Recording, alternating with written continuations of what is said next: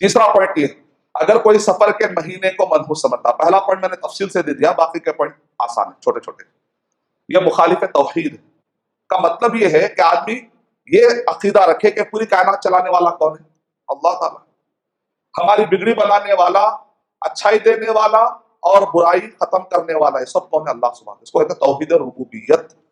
عالم الغیب، غیب کا جاننے والا کون ہے؟ توحید اسماء و صفات.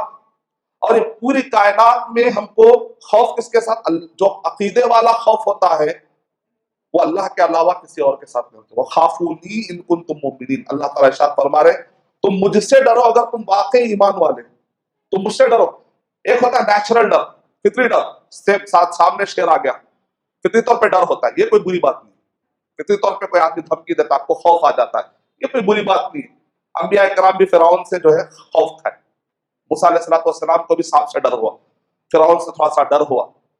یہ نیچرل ڈر ہے، یہ کوئی بری بات نہیں. عقیدے والا ڈر نہیں ہونا چاہیے کہ اگر تم اتنے فلاں بکرے، اتنے بھوت یا اتنے جنوں کے تم نام نہ کاٹو تو اس سال تمہارے اوپر پریشانی آ جائیں گی. تو لوگ سفر کے مہینے میں تیرا تیزی اس کو مٹانے کے لیے کیا کرتے ہیں؟ تھوڑا سا مرچ، کچی مرچ، ہری مرچ، تھوڑا کم بھی ملا لے رہا ہے.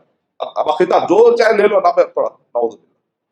اور اس کے بعد بھلاوے اور تھوڑا سا ڈراؤنا منظر کرنے کی، جب تک دکھتا نہیں پریزنٹیشن، تھوڑا دھواں، اچھا منظر. اب بابا بن کے بیٹھ گئے. اب لوگ سمجھتے وہ لوگ بہت ایسے ہی کرے تو کون اٹریکٹ ہوتا. تو کئی لوگ جو سدھر گئے ان سے ہم انٹرویو لیتے، بولے ہم لوگ بیٹھ کے باقاعدہ تھا پریزنٹیشن دیتے تھے، پورا چہرہ، 1 لیٹر سرما، 1 لیٹر کاجل. سرما ملا تو عورتوں کا کاجل لگا لے رہے، جو چہرے کو بھی لگا دیتے بعد لوگ کاجل، اور اچھا دکھنا، جتنا اچھا پریزنٹیشن. ارے یہ ذرا خطرناک بابا دکھ رہے. تو لوگ جب خوف کی دنیا میں چلے جاتے، شیطان انسان بھی مذاق اڑاتے. یہ سب توحید. جب آدمی وہ ایک سجدہ جسے تو گرا سمجھتا ہے، 1000 سجدوں سے دیتا ہے انسان کو نجات. ایک مرتبہ اللہ تعالیٰ کا راستہ چھوٹے گا تو در در کی ٹھوکریں کھاتا جائے گا. وہ خوف اللہ سبحانہ، عقیدے والا خوف.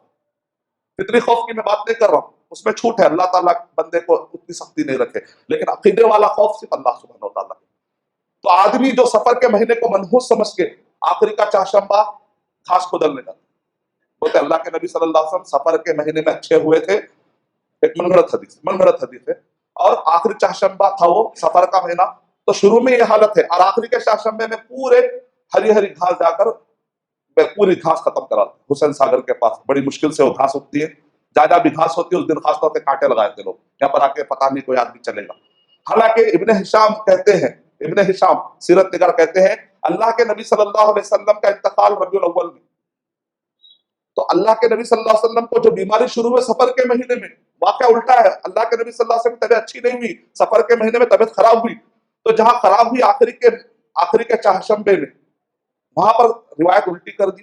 اور شروع کے 13 تک کہہ رہے ہیں کہ بھائی ڈر، شروع کے 13 تک ڈر کا معاملہ ہے، اور آخر میں بالکل ایک ہی مہینے میں 2 متضاد عقیدے. نعوذ باللہ.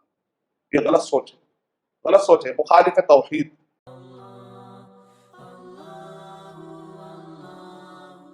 For authentic Islamic information, please log on to www.askislampedia.com.